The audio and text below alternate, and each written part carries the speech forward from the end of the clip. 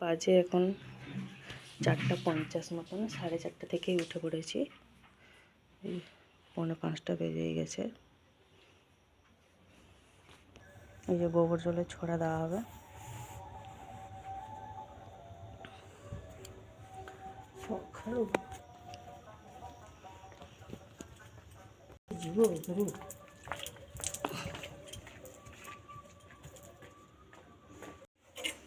তো বসিয়ে দিলাম গরম জল, চান হবে। এবার যাবো বাইরেটা ঝাড় ফাটতে, ওগুলো ঝাড় দিয়ে সব মুছে নেবো। মা দিয়ে বসে বসে ঝাড় দিচ্ছে। আমাদের আজকে সবাই একসাথে উঠে পড়েছে, নাহলে সব ধাপে ধাপে উঠে, আজকে সবাই একসাথে উঠে পড়েছে। মা কোমর ব্যথা, ওই জন্য সব বসে বসে ঝাড় দিচ্ছে। এবার এই যে ঝাড় ফাঁড় দিয়ে দেওয়া হয়েছে। এবার এই যে বাসন মাজার পালা। ওদিকে বালতিতে জল ভরে রেখে দিয়েছি, এদিকটা এই যে মুছেও নিয়েছি। এই যে বাসন মাজবো। এবার বাসন মাজা সাবানটা আনতে গেছিলাম, ওদিকে ছিল। গরম জলটা হচ্ছে, বাসন ফাসন মেজে নিই, তারপরে চাটা বসাবো। ঠিক আছে, 7:20 মতন হয়ে গেছি, আমি রেডি। সুনকে নিয়ে যাব।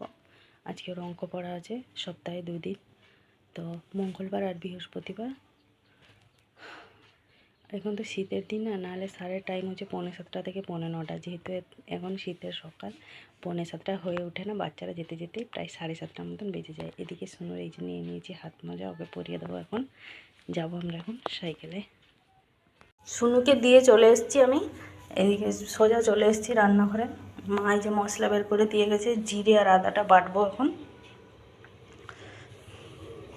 আজকে আমাদের তরকারি হচ্ছে বাঁধাকপি আলুর তরকারি, টমেটোর ঝোল, আর এদিকে আছে এই যে আলু, বেগুন, শিম, এগুলো সব ভাজা হবে। মা আগে থেকে কেটে ধুয়ে লবণ হলুদ মাখিয়ে রেখে দিয়েছে। আমাকে বললো জিরে আদাটা বেটে এর মধ্যে দিয়ে দিতে। মটরশুঁটি, আলু, বাঁধাকপি দিয়ে তরকারি।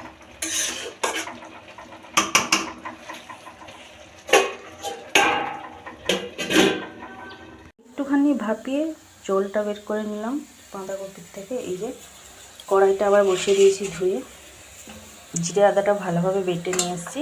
এবারে রান্নাটা চাপাবো। ওদিকে এই যে ভাতটা বসিয়ে দিয়েছি, মানে ঠাকুরমশাইও আসবেন, ওই বলেছেন 8:30 9টার দিকে, ততক্ষণে ভাবছি এদিকে রান্নাবান্নাগুলো কমপ্লিট হয়ে যাবে। সকালবেলায় তো পুজো আছে, সব কিছু হয়ে গেছে, শুধু জোগাড় যন্ত্র করে রেখে দিয়েছি।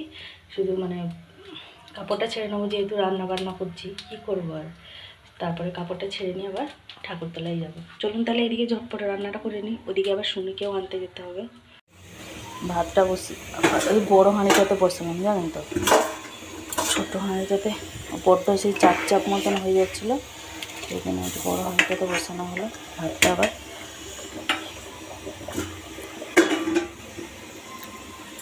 এদিকে এই যে আলু ভাজাটা হচ্ছে, শিম ভাজাটা হয়ে গেছে। এদিকে এই যে কাঁচা টমেটো যে ঝোল করবে মা বলছিল, তাতে আবার 2টো কাঁচা তেঁতুল দিয়েছে। এটা পিঠে হবে, সব কিছু মাখিয়ে মুখে রাখা হয়েছে। এদিকে শিম ভাজাটা নিচে নামিয়ে রাখা হয়েছে, শিম ভাজা, বেগুন ভাজা। নারকেলগুলো কুড়িয়ে দিয়েছি। রান্নাঘরের অবস্থা দেখুন, ভালোভাবে গুছাতে হবে জানেন। এই সবজির ভান্ডার ঘুরেছে। আমরাই মনে হচ্ছে 2 দিন পরে সবজি দোকান খুলে বসবো, এতগুলোই সবজি। মা গেছে একটুখানি দুধ আনতে জানেন তো, যেহেতু তো মা মনসার পুজো হবে মায়ের, সেই জন্য দুধ আনতে গেছে। ভাষাটা হয়ে গেছে। আবার আমি সুনুকে আনতে যাবো, ওদিকে 8:40 মতন হয়ে গেছে। পুজোর সব জোগাড় যন্ত্র করে রেখে দিয়েছি সকালবেলা থেকে। মা দুধটা নিয়ে চলে এসছে, গঙ্গা জল, ওদিকে আছে ফুল, ধূপ, এদিকে 5 রকম ফল, চাঁদমালা, বড়মালা, চাল, পয়সা সব রেডি। এবার যাবো সুনুকে আনতে। 10 মিনিট বাকি আছে 9টা বাজতে, সুনুকে নিয়ে আসি। তারপরে এদিকে ততক্ষণে ঠাকুরমশাই চলে আসবেন। বেজে গেছে 10টা 10 মতন। এই যে সুনু আমার এখানে ভাত খেতে বসে পড়েছে।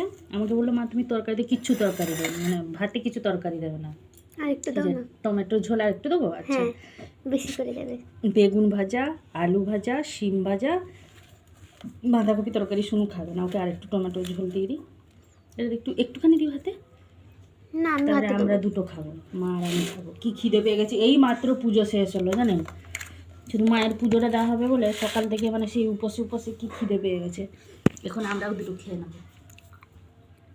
সোনুকে তো পিঠে খেতে বললো মা, সোনু খাবেনি।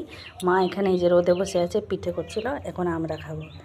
চিতই পিঠে মা করেছে, নিয়ে এসেছি গুড়, খেজুর গুড়, আপনাদের দাদা নিয়ে এসেছিল সেদিনকে। আরসা পিঠা, হ্যাঁ আরসে পিঠে। এখানে কি বলে? আরসে পিঠে, আমরা বলি চিতই পিঠে। আচ্ছা আচ্ছা, ঠিক আছে। এখন মা আর আমি দুজনে খাবো। শুনু বললে আমি পিঠে খাবো না, আমাকে ভাত দাও, আমি ভাত খাবো।